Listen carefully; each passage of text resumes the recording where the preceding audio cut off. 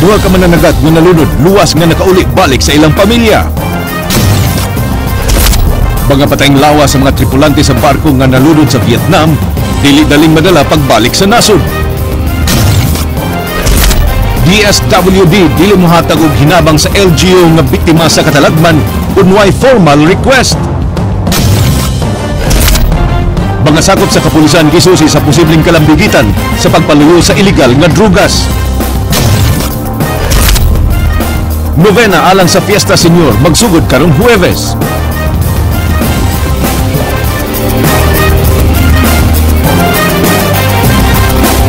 May nga pong sugbo kabisayan, ani ana mga balita, uban ang kanitibok ang puwersa sa News 5 Cebu. Karong adlaw Martes, pitsasay sa buwan sa Enyero, tuig 2015, ako si Glenn Soco. Amo na ihatod ang mas sayong pagbalita, inubanan sa mas komprehensibong impormasyon. Ako si Georgia Herrera. Georgia, aron masulbad ang suliran sa naputol nga approach sa Dumlog Bridge sa lungsod sa Sibunga nga naguba atol sa pag-igo sa bagyong Senyang. Sumpayan kini sa DPWH og Steel Bridge. Gingong sud sa 15 kaadlaw kining mahuman Glen. Mga pipila kaadlaw sa di pa ang kapistahan sa Senyor Santo Niño. King Perez, Sugin Limi. Kapino sa kasemana human ang bagyong Senyang nahugbong ni Governor Junjun Davide ang kapulisan.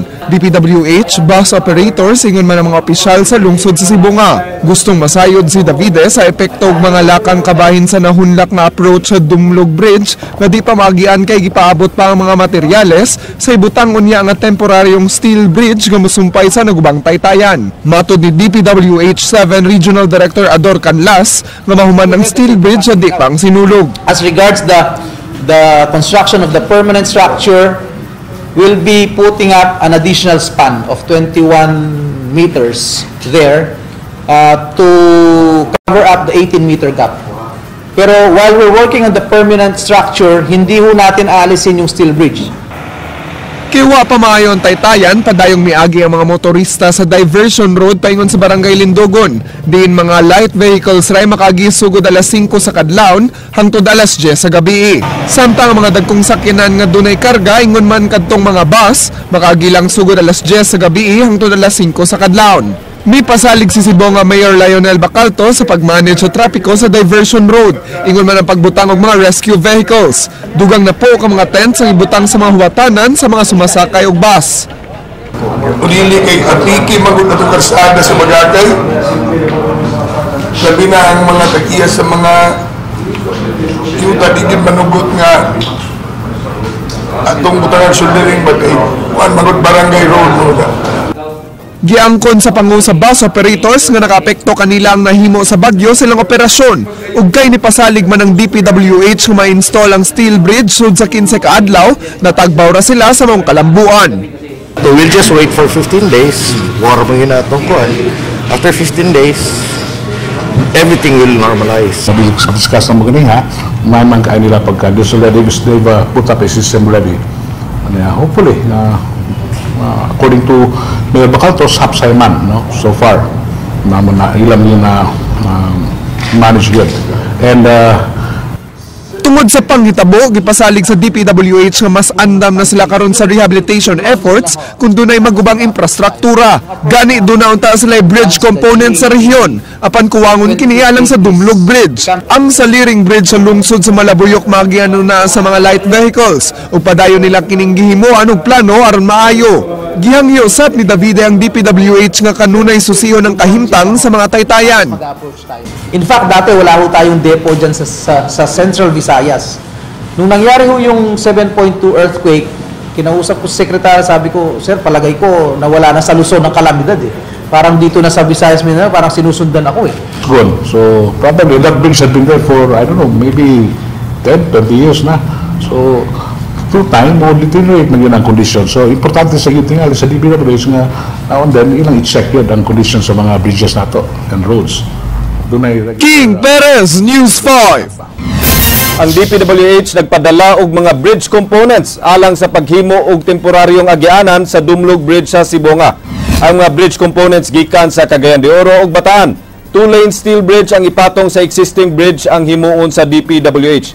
Gikatakdang mga bot sugod ugma hangtod karong Huwebes ang mga materyales. Mato di DPWH Regional Director Ador Canlas, gipahunong na nila ang pagpaningil og bayad sa gikan sa moagi sa makeshift footbridge.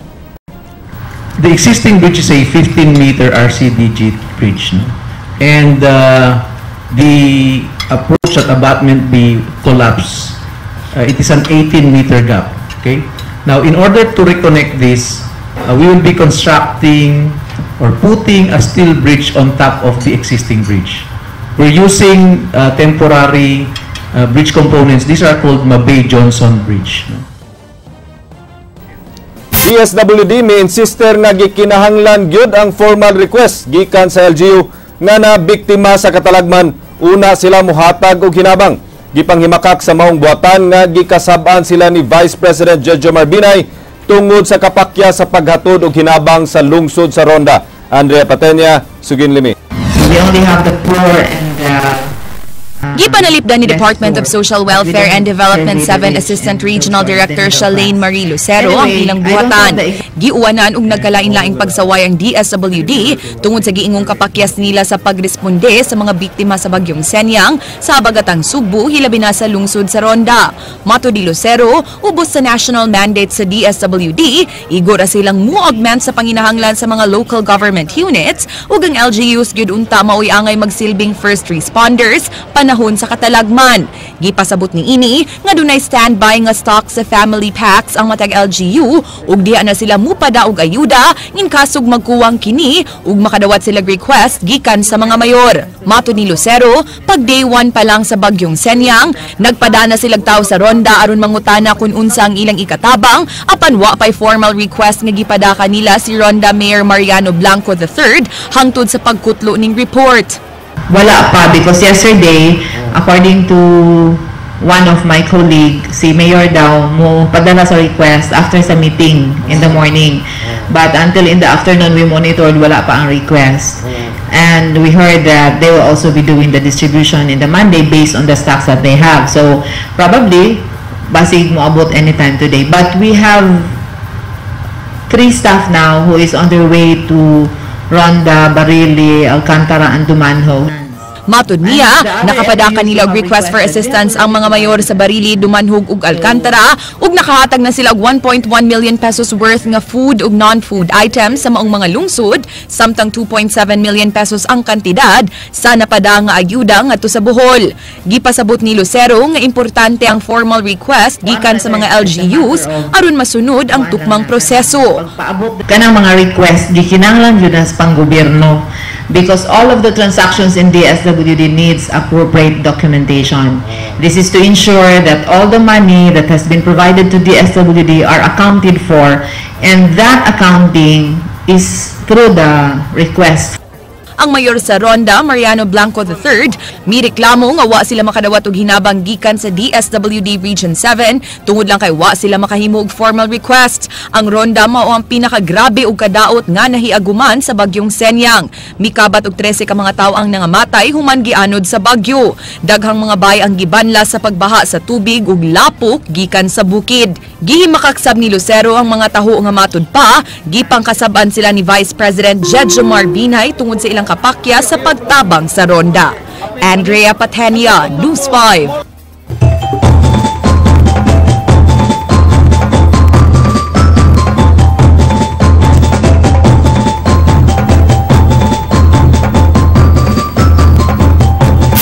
Isugdan na og release niadtong Sabado ang mga tickets alang sa mga buot mutanaw sa Sinulog 2015 sa sud sa Cebu City Sports Center.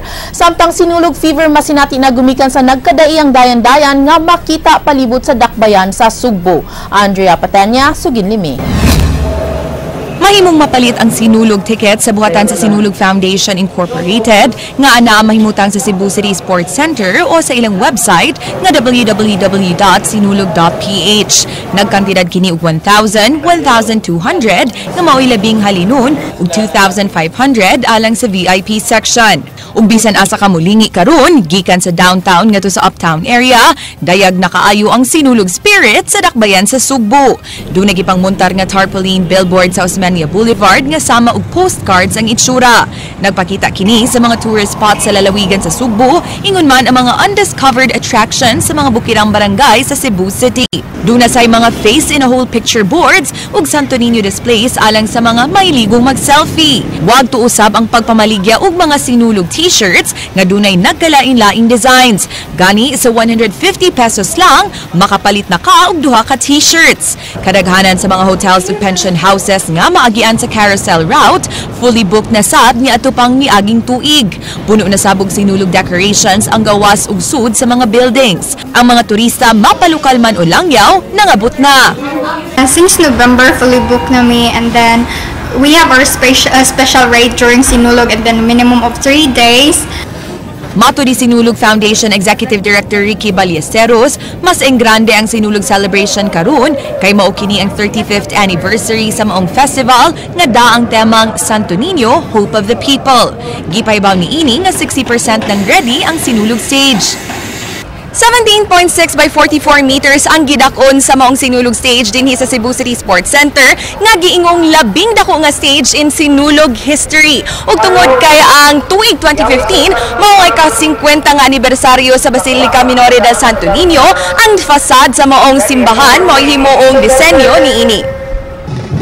Karong tuig asab ang 450th anniversary sa Augustinian community sa nasud, mao nga tanang performances sa Sinulog program magpakita sa usa ka detalyadong documentary sa pagsud sa Kristyanismo dinhi sa Sugbo. Miabot na sa napo ka mga out-of-town contingents, 15 ka contingents sa Sinulog sa Kabataan sa Dakbayan ug 12 sa Sinulog sa Kabataan sa Lalawigan ang nagparehistro. Giingon nga exciting kayo ang Sinulog karong tuiga kay gihulagway kining Battle of the Best kay mag-abot na ang mga champions gikan sa Leyte nga wa makaapil ni atong miaging tuig tungod sa bagyong Yolanda. And we're not able to participate last year kay naigo man na sa Yolanda. So this time ilang ipakitag balik ang ilahang contingent, no? Ang kanindo sa ilang performance kay supposedly last year ready na unta sila to perform kay ang naitabo lang kay even their props and ang costume nga basag yun nga daot tungod sa Typhoon Yolanda. Usa sa naabtan sa news team ang pag-practice sa defending champion sa Sinulog sa Kabataan sa Dakbayan, ang Abellana National School nga buot huptan gihapon ang titulo. Matod sa mga organizers sa festival, okay lang nga di makaani si Pope Francis sa Sinulog ug di nga isipon nga kompetisyon ang Sinulog Festival ug ang pagsaulog sa Santo Papa ug misa sa kauluhan nga dungang mahitabo. So, dili siya ni compete but it complement sa visit ni Pope Francis. No? We're celebrating faith and culture and heritage at the same time. Andrea Patenia, News 5. Sama sa miaging tuig, 1 ka milyon ka pesos ang ihatag sa Kapitolyo sa Sinulog Foundation Incorporated karong tuiga. Matod sa gobernador nga dali nang mahatag ang maong hinabang karon nga accredited na sa Provincial Board isip organisasyon ang Sinulog Foundation. Dunay pay 1.5 million pesos nga wa madawat nga hinabang sa ang SFI sukad nga atong tuig 2013 human wa pa mahusay ang ilang accreditation sa lalawigan. For this Sinulog now, we can deal with the other katong pledges before, no? So far. Magsugod na ang novena alang sa Fiesta Señor karong Huwebes. Buksan kini pinaagi sa Walk with Jesus procession sa alas 4 sa Kadlawon. Andrea Patenya, Suginlimi. Andam na ang mga opisyales sa Basilica Minore del Santo Niño alang sa kasaulugan sa Fiesta Señor 2015. Karong Huwebes na sugdan ang Walk with Jesus nga manukad sa Fuente Osmeña Circle alas 4 sa Kadlawon. Ipahigayon-dayon ang foot procession padung sa Basilica alang sa installation sa Hermano ug Hermana Mayores 2015. Sa maong adlaw, sugdan ang 9-day novena sa Pilgrim Center alang sa Fiesta Señor karong Petsa 18. Karong Enero 16 ang Walk with Mary nga sugdan sabog alas 4 sa Kadlawon. Pagka alas 7 sa buntag, sugdan ang Traslasyon Mass ug isunod ang motorcade sa imahen sa Balaang Bata ug sa Our Lady of Guadalupe gikan sa Basilica. Kini moagi sa MJ Cuenco Avenue, diretso dayon sa Mandaue Highway padung sa National Shrine of St. Joseph. Sa Petsa 17 ipahigayon ang fluvial procession procession ug matud pa sugdan kini on time sa alas 6 sa buntag sa Uwano Wharf padung sa Pier 1. Sugod karong adlaw gisugdan na sa Coast Guard ang registration sa mga sakayan nga buot mosalmot sa fluvial procession. Samtang sa petsa 18 Fiesta Senior Day, isaulog ang Pontifical Mass inig alas 6 sa buntag. Matud sa rector sa Basilica nga si Father Jonas Mijares, 3.2 million ka mga tao ang mitambong sa Fiesta Senior niadtong 2014. Kampante sila nga daghan gyapon ang mutambong karong tuiga bisan og dungan kini sa Papal Mass. Gani 500,000 ang increase sa ilang participants matag tuig. Gipaybaw nila ang publiko nga di tuuhan ang muhungihong nga gimove ang petsa sa Fiesta Senior gikan sa 18 ngadto sa 25 tungod sa Papal visit. Nga namagoy every now and then namagoy mo tawag nako nga, Father, is it true that we are moving the feast from 18 to 25? That's not true. Oh, mo na ipaabot nila. Oh, natuliling na nga kung dunggan. Sa Pilgrim Center gihapon ipahigayon ang Novena Masses apan alang sa regular masses, gibuksan na ang simbahan human kini gisirado sa publiko tungod sa linog. Ug tungod sa nagadaghang partisipante sa Fiesta Senior, mas daghang signages ilang gipangmontar sa Pilgrim Center aron magiyahan ang mga tao sa entry ug exit points, hilabi na inig Novena. Magbutang sab sila permanent monitor sa isig ka kilid sa Pilgrim Center alang niadtong anaa sa gawas nga di na makasud.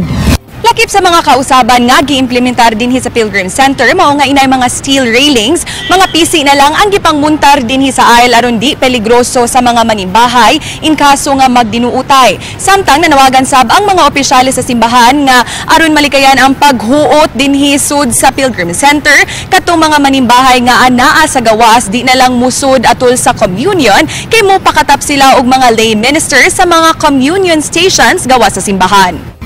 Nga hinaot unta nga ato ni siyang makontrol nga mga tao nga muingon na gali ang atong mga security guards nga di na pasudlan, di na lang gyud siya mupugos og sulod. Kay after all, di ko man habwa sa mga tao makasulod man sila. Andrea Patenia, News 5. Minsan lang ang pagkakataong ito, kapatid. Kaya huwag kang mahiya dahil handa siyang makinig. Inay 1,500 ka mga sakop sa kapulisan sa Rehiyon 7 ang ipadaang ngadto sa Tacloban alang sa pagbisita sa Santo Papa sunod semana. 400 na lang ang ipadaang ngadto kay magdungan man ang kalihukan didto ug ang kasaulugan sa sinulog. King Perez, Sugin Limi. Gikumpirmar sa pangu sa directorial staff nga magpadaang Police Regional Office 7 ug mga sakop ngadto sa Tacloban City karong Sabado aron mohatag og dugang seguridad atol sa pagbisita ni Pope Francis sunod semana. Anaunta sa 1,500 ka mga pulis ang gipangayong puwersa gikan sa PRO 7 ug kay magdungan man ang sinulog sa pagbisita sa Santo Papa, 400 na lang ka mga pulis gikan sa Regional Public Safety Battalion ang ipadanga himong outer security sa kalihukan sa pagbisita ni Pope Francis. By tomorrow will there be assembled here in our parade ground for final accounting. Bisan og dili dinhi sa Sugbo mobisita ang Santo Papa, dako ang katungdanan sa kapulisan sa Rehiyon 7 sa pagsiguro nga malikayan ang hulga sa seguridad niini. Gani full alert status sila sama sa dugang pagpahugot sa seguridad sa mga pantalan. Nasayran nga adunay mga airline companies nga mo-cancelar sila mga flights padung Tacloban. Mao nga gipanglantawan nga dunay mga moadto og Tacloban nga moagi dinhi sa Cebu. Subay sa monitoring sa kapulisan, wa sila nabantay ang hulga sa pagbisita sa Santo Papa. Yes.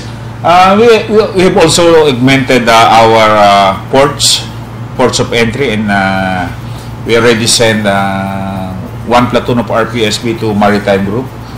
Sa kasayuran sab sa kapulisan, layo na sa kamatuoran ng posibilidad nga mohapit pa dinhi sa Sugbo ang Santo Papa human sa Tacloban. Gani available na ang kompletong itinerary niini, dinway labot ang Sugbo sa mga lugar nga iyang bisitahon. I think we cannot go on with the itinerary of the papal visit. They already released the itinerary, and the Pope is, as per his itinerary, will not be passing in Cebu. After Tacloban, he'll be proceeding immediately to Metro Manila. King Perez, News 5. Giklaro sa kapulisan sa Rehiyon 7 nga padayon ng ilang paglimpyo sa dungog sa ilang organisasyon nunot sa mga kontrobersiya nga ilang giatubang. Baguhay lang gihagit sa kanhi senador o PNP chief Ping Lacson ang PNP officer in charge nga si Deputy Director General Leonardo Espina nga mahimong kahigayunan ang iyang bag-ong katungdanan nga mahibalik ang dungog sa kapulisan sa pagpanalipod sa katawhan o pagpatuman sa balaod. Si Espina ang manguo sa una sa kapulisan human masuspenso si PNP Chief Alan Purisima. Matud ni Regional Chief Directorial Staff Edward Carranza, padayong gisusi ang mga pulis nga gidudahang dunay kalambigitan sa mga iligal nga kalihukan lakip na niini ang drogas o pagdawat o payola. Giklaro sab ni Carranza nga kasagarang masakpan sa maong anomalosong kalihukan mao ang mga low-ranking officers o dili ang mga labaw. Awhag ni Carranza nga padayunon sa komunidad ang pagtabang kanila sa pagtumbok sa mga hiwi nga pulis. Kinahanglan sab nga magpaila ang mga reklamante aron hingpit nga mapasaka ang kasong kriminal batok sa giakusahang pulis. Don't be afraid, you'll be protected, and we have these text messages going on and we conduct investigation. But text message alone without any affidavit cannot stand. As to the admin case, it can stand, but as to criminal case, it cannot stand. Nagubot ng usa ka bar sa may Mango Avenue kagabi dihang magnagmaoy ang duha ka langyaw. Gipasangilan pa nila nga gikawat o gituunan sila sa gwardiya nga misuway og badlong kanila. Ryan Sorote, Sugin Limi.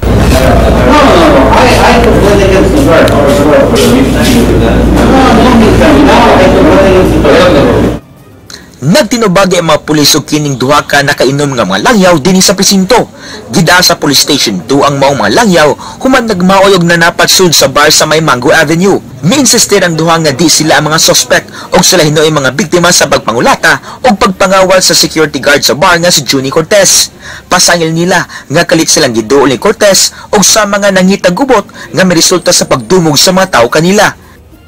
The guard and the people around the guard. Yeah, the guard approached me first, and after the guard, then other people jumped in. That's it. And then all I did is just defend myself, whatever. Gipasangilan nila ang gwardya nga nanion siyang service firearm og mikawa sa duha ka cellphone sa mga langyaw. Gibot kag sab ni Espinosa nga iya gyud na sukmagan ang gwardya isip self-defense. Dihang gitabangan sila kulata sa mga tao sa bar. It's possible, and not I didn't punch him first. It's they attack. Nadibat ang langyaw dihang gialarma sa mga pulis apan na corner ang ilang gisakyan. Sa habig sa gwardya, maton ini nga nagmaoy ang mga langyaw sa gawa sa duha ka bar nga iyang gibantayan. Iya kining gibadlong apan siya hinuon ang gipahimungtan. Ako sige badlong, papadon na ako paglingin niya gisumbong ako diretso diri sa tunggan. Nanipa sa mga lingkuranan. So siyempre ang gwardya nasa gawas, palabot niya nga naman siya sa gawas. Nisod siya gibuyag. Isumbag man siya ani. So siyempre may action siya kuan. Bungot siya na. Gimakagsab sa gwardya nga siya may mikawa sa duha ka cellphone sa mga langyaw og namasangil nga mga bugaw sa dapit ang mikuot og mikawat niini. Kasaptangang nakadetain ang langyaw nga si Espinosa nga giingong tag-iya og call center kinsa posibleng mag-atubang og sumbong nga physical injuries og paghubog-hubog. Ryan Sorote, News 5. Papua New Guinean gipusil samtang mipalit og sigarilyo sa may barangay Basak, Dakbayan sa Lapu-Lapu. Kay wa mohatag og kwarta dihang gipangayuan sa standby. Gingong naglakaw ang langyaw nga giila sa mga otoridad nga si Emmanuel Aloco kinsa gikan nag-inom sud sa usa ka subdivision sa may Kagudoy ug migawas lang aron mo palit og sigarilyo. Dihang iyang nasugatan ang gunman nga nangayo og para palit og beer. Wa mohatag ang langyaw kay igo rang ipalit og sigarilyo ang iyang dalang kwarta. Hinungdan nga kini gipusil. Nakadagan ang biktima og nangayog tabang samtang dali sab nga nakasibat ang namusil.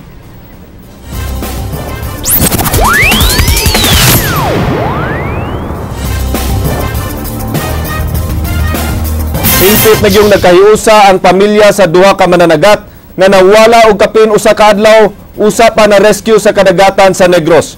Eksklusibong nasundan ni Leslie Caminade Vistil ang pag-abot sa mga biktima.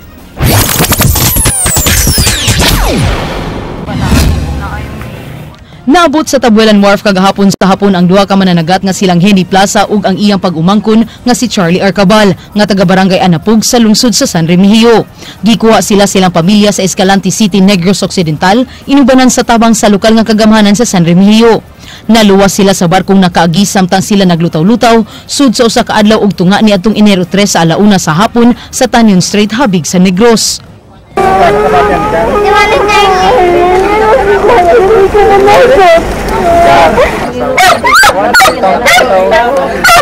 Lakip nga nalipay kining binuhing iro ni Noyheni nga si Burugtoy kinsa nagtuyok-tuyok sa nagbuhi kaniya. Gisugilo ni Noyheni ang kapait nga ilang nasinati dihang naglutaw-lutaw sila sa dagat ug gani uwa na magdahom nga makauli pa nga buhi. Tungod sa kagutom, gigisi ni Noyheni ang iyang shorts ug gikaon aron masudlan ang ilang tiyan. Anang kagabion may nagisamong barko, tulo ka buok. Among gisinggitan di man mibati kay gabi man. Mo to nga to pag humana agi lingkod na lang mi wa na may mo. Pagkabuntag nakagimig mga lusay or katong shirt nako akong gikaon. Dako nilang pasalamat nga naluwas sila sa barkong LCT Cadiz Navy Star nga gipamunuan ni Kapitan Florencio Idanyo. Aso ni Charlie nga nanghipos na unta siya siyang pukot aron muuli na apan kalit lang siyang gihapak og dakong bawd hinungdan nga natuwad ang iyang sakayan. Tuang dagko kay nga bawd ba kalit lag hapak utanya ko kabantay kay nagtanaw mo ko sa ang labo sa isda ba. Okay baw nga ang bawd ay padung na to nga dagko na kayo ba. Ang banay sa duha ka mangingisda dakong pasalamat sa tanang tawo nga mitabang kanila nga maluwas ang duha. Sige na lang ming ampo. Nahimo siyang birthday gift nako kay akong ipangayo nga binirthdayan natong pizza 4 nga mabuhi ang akong anak ug akong igagaw. So nagpasalamat yugo nga nakita nako sila. Bahala na to ang pambot. Tabangan sa lungsod sa San Remigio ang mga biktima hangtod nga maayos sila sa ilang gibati ingon man ang ilang pamilya kay pangisda ra ang ilang panginabuhian. Sa pagkakaroon, mauna ang kuan karon istoryaan kauban sa mong disaster officer kung unsay mahimo namo sa ilaha. Leslie Caminadi Vistil, News 5. Dili pa masiguro kung kanusa maabot ang patayng lawas sa duha ka mga tripulante sa barko nga nalunod dito sa kadagatan sa Vietnam. Usa ang naluwas samtang nagpadayon pa usab ang pag-search sa uban nga sakay sa barko. Andrea Patania, Sugindimi. Gilihok na sa Magsaysay Maritime Agency Corporation ang pagpada sa mga lawas sa tripulante sa nalunod nga barko nga bulk Jupiter. Gikumpirmar na sa Department of Foreign Affairs nga ang duha ka mga patayng lawas iya sa kapitan nga si Ronel Aqueza ug sa sugbuan ng third mate nga si Jerome Dinoy. Apan ang presidente sa Magsaysay Maritime Agency di pa makasulti kung kanus-a maabot ang mga lawas. Kinahanglan pa silang musunod sa proseso nga gi-require sa gobyerno sa Vietnam. Hindi pa namin mabibigay ngayon dahil yan po ay ginagawa pa rin at inaayos ng aming representative na nasa Vietnam ngayon na sa Ho Chi Minh sa tulong na rin ng department ng Philippine Consular Office sa Ho Chi Minh. So dahil siyempre alam mo naman may proseso rin yan. Ang gobyerno ng Vietnam ay may proseso. Matud pa, way hunong ilang communication sa mga pamilya sa mga tripulante nga sakay sa maong barko. 19 ang total number sa mga tripulanteng luwa niini ug usa ang na-rescue. Duha ka patayng lawas ang na-recover ug 16 ang padayong missing. Tulo sa 16 nga missing, pulos taga Sugbo. Gipaybaw ni Ronyo nga mas gi-intensify na ang search and rescue operations ug nagtinabangay na ang nagalain-laing nasod sa Asia. Search and rescue operation is still continue. Nagdagdag kagahapon ang Vietnam Navy at saka ang Gerbal ay nagdagdag ng 2 barko na nagpapatuloy ngayon ng search and rescue operations. Gipasalig ni ini pag-usab na tubagon nila tanang galastuhon sa aksidente, lakip na ang paghatag og ayudang pinansyal ug mga benepisyo ngadto sa mga pamilya sa mga tripulante. Andrea Patenia, News 5. Attorney Georgia, kini karon lang no. Barangay Kapitan sa Kambangog, Toledo City, giambush patay sa usa ka job order employee sa maong dakbayan gamit ang Armalite. Ang suspect padayon pang gipangita sa kapulisan. Ani ang live report ni Ray Pasaporte. Yes, salamat tinuod ka na kapatid Glenn o Attorney Georgia. Nakapsan gyud sa iyang kinabuhi ang Barangay Kapitan sa Kambangog, dakbayan sa Toledo, human gibanhigan ganihang alas 9 sa buntag sa may National Highway sa Barangay Kabulihan. Ang nagpatay niini na ilhan nga si Junicio Juarez, taga Kambangog sab og giingong job order employee sa Toledo City Hall og kumpare kini sa biktima. Uban sa biktima atol sa hitabo ang bag-o niyang kapuyo nga nag-edad og 24 anyos. Ang biktima maoy nagmaniho niadtong itom nga Ford Everest samtang naglingkod ang iyang kapuyo sa front seat. Padung nang mamauli ang duha human nila gisusi ang sapa sa ilang lugar kay nagplano ang barangay kapitan nga himuan og agianan alang sa mga estudyante. Wa nila damha nga banhigan sila sa suspect nga nagsakay og multicab. Human sa hitabo mibalik sa agi ang suspect paingon sa magdugo og didto nila gibilin ang multicab sa sitio Kawayan duol ni sa sapa din ni iskapo na kining suspect nga si Juarez o giingong dunay kauban kining usa ka wa mailihing laki din ni sakay ni sila og motor. Daling mihimo unta og hot pursuit operation ang kapulisan apan pakya sila pagsikop sa suspect. Gipakita sab sa tag-iyas tindahan dito duol sa crime scene ang nangabuslot nga agi sa bala sa Armalite samtang gipakita dunasay nakit-an dito nga kabhang sa bala dito sa crime scene sa usa ka minor de edad o gani gipakita diri sa news team kadtong bala sa BB Armalite nga gigamit sa suspect sa pagpusil patay sa biktima. Parehong dunay record sa kapulisan ang suspect ug ang biktima.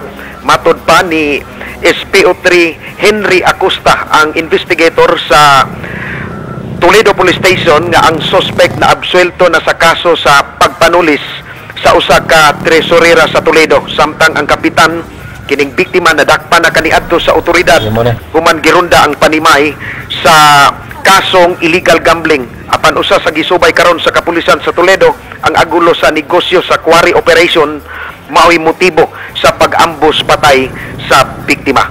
Mao kana ang update kapatid Glenn og Attorney Georgia. Dayang salamat Ray sa imong live report. Samtang sa laing balita, gitagbo sa mga nagkadaingang ahensya sa gobyerno ang mga residente sa habagatang Subo alang sa Disaster Rapid Damage Assessment and Needs Analysis Mission. Aniya ang report ni Ray Pasaporte.